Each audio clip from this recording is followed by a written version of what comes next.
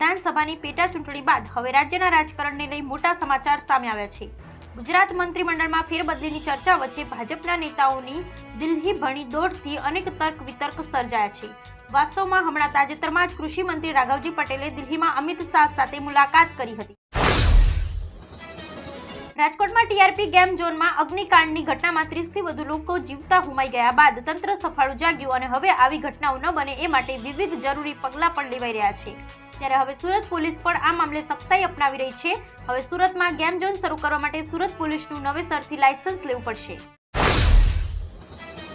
હવામાન વિભાગ દ્વારા રાજ્યના તમામ જિલ્લામાં હળવાથી મધ્ય વરસાદની આગાહી કરવામાં આવી છે। આજે હવામાન વિભાગ દ્વારા બનાસકાંઠા, પાટણ, મહેસાણા અને સાબરકાંઠામાં વરસાદ પડી શકે છે। ભાવનગરમાં તાજેતરમાં પડેલ વરસાદને પગલે શહેરમાં અમુક જગ્યાએ વરસાદી પાણી ભરાઈ રહેતા રોગચાળો ફાટી નીકળવાનો ભય રહેલો છે। ત્યારે ભાવનગરમાં ડેન્ગ્યુના 2 પોઝિટિવ કેસ નોંધાતા મનપાનું આરોગ્ય વિભાગ એલર્ટ થઈ ગયું। ગુજરાતના અનેક જિલ્લાઓમાં મેઘમહેર જામી છે। છેલ્લા કેટલાય દિવસોથી કેટલાય વિસ્તારોમાં ભારે વરસાદ થઈ રહ્યો છે। કેટલાય વિસ્તારોમાં પાણી ભરાઈ ગયા તો ક્યાંક પૂર આવ્યા અને ક્યાંક સારો વરસાદ થયો। ત્યારે સતત થઈ રહેલા વરસાદને પગલે રાજ્યમાં જળાશયોમાં પાણીની આવક વધી। ગુજરાતભરમાં છેલ્લા કેટલાક દિવસોથી વરસાદી માહોલ છવાયો છે।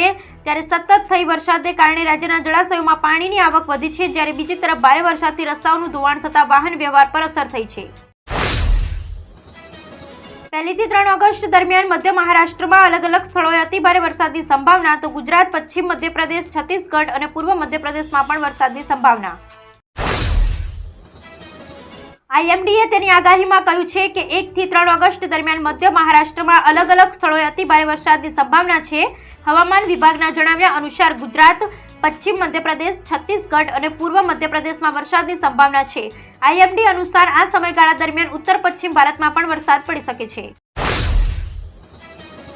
વરસાદી માહોલ છેલ્લા 24 કલાકમાં ગુજરાતના 167 તાલુકાઓમાં વરસાદમાં ભીંજાયા। પાટણ દિવસના વિરામ બાદ ફરી વરસાદનું આગમન થયું છે। પાટણ, હારીજ, ચાણસ્મા તાલુકામાં વરસાદ પડ્યો છે। ગાજવીજ સાથે ધીમી ધારે વરસાદ વરસ્યો છે। દ્વારકાના ખંભાળિયામાં ફરી વરસાદી માહોલ જામ્યો છે। ખંભાળિયામાં વરસાદ પડતા ઠેર ઠેર પાણી ભરાઈ જવા પામ્યા હતા। શહેર તેમજ ગ્રામ્ય વિસ્તારમાં વરસાદી માહોલ છવાતા ખેડૂતો ખુશખુશાલ થઈ જવા પામ્યા હતા। ધરમપુર, રામનગર, શક્તિનગર, માંજ, ભટ્ટ ગામમાં વરસાદી માહોલ છવાયો।